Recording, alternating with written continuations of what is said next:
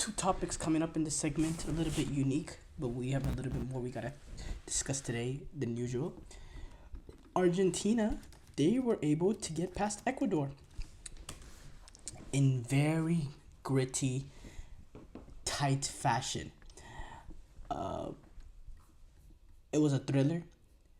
Um, Lionel Messi, he needed his teammates to bail him out. Not just for the missed penalty and penalty shootout, but rather the performance throughout the game, which I believe he was majorly hampered based on the injury he was facing. You could tell there's no mobility. His mobility is shot. Uh, Maybe a little bit is because of his age, obviously, but that injury has a lot to do with it. But and yeah, overall, this Copa America he hasn't been as sharp as he is. But at the end of the day, Argentina were still able to get it done and move on after a game in which they scored a goal early and then and they suffered a equalizer so late on minutes before the game was over and at a time. And in Copa America there is no added extra time in Copa America. Once it's finished within regulation, it goes straight to penalties. So really conceding a goal in that moment could really be like a death sentence psychologically going into a penalty shootout after giving away the game in the final moments. It can just make it that a little bit iffy in penalty shootouts. Yeah, we have to defend this, or it'll be such a bad loss, maybe it makes it a little bit worse mentally, but Argentina were still able to get it done. You look at the stats in this game. By the way, some Argentina players performed really bad, nowhere near the levels that they did while in the World Cup.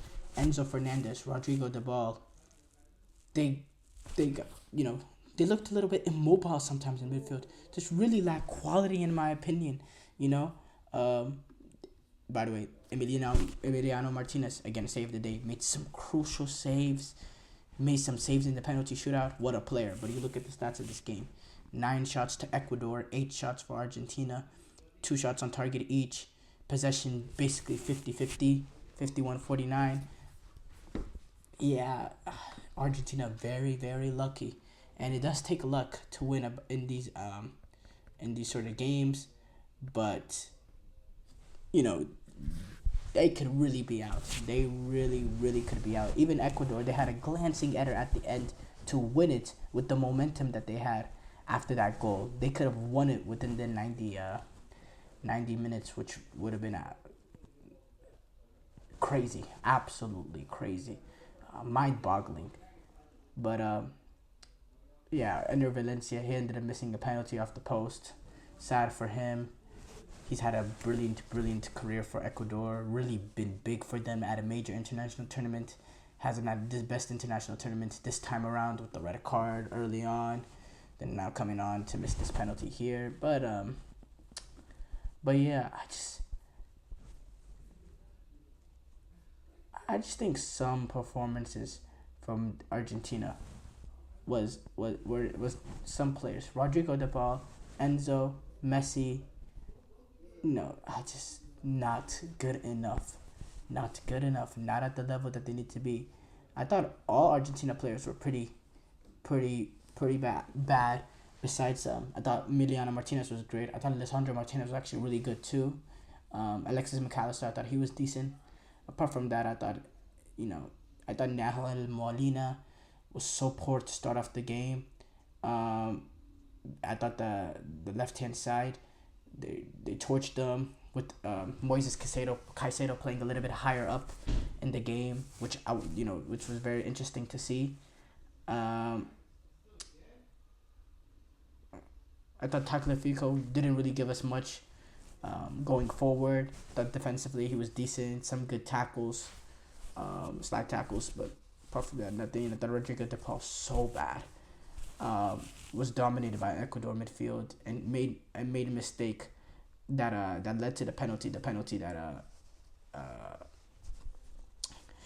that Ender Valencia couldn't get to go. And then Messi, I told about Messi. It's clear he's injured. and I thought Lautaro Martinez was also very, very quiet. But he did get the goal, and that's important because he wasn't able to get those goals at the World Cup last time around.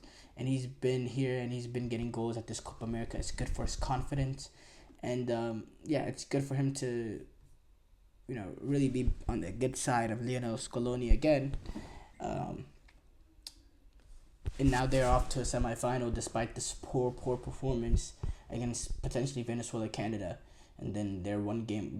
That's the game to reach the final, and then they're one game away from winning, a third major international tournament in a row, which will be one hell of achievement. So at the end of the day, performance at this day and age doesn't really matter. You get the results. You move on.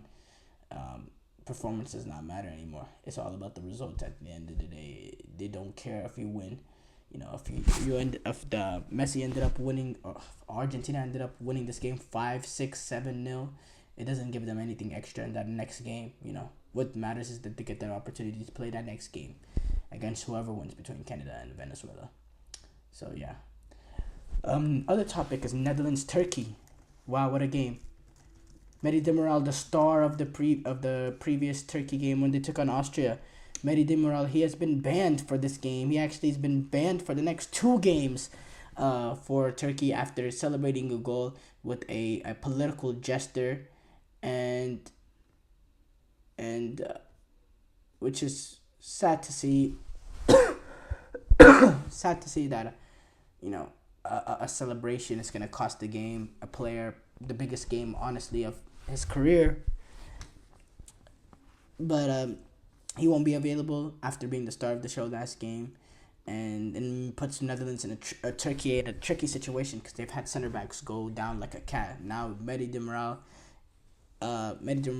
he's out today, but Ozan Kabak, he got hurt before the season. So Yun Chu, he got hurt a few weeks ago as well, or a few months ago now as well, and it puts themselves in a tricky situation. I do not know I'll be interested to see how they manage it. But Netherlands, they're in this game thinking, they played to the level that they played against Romania.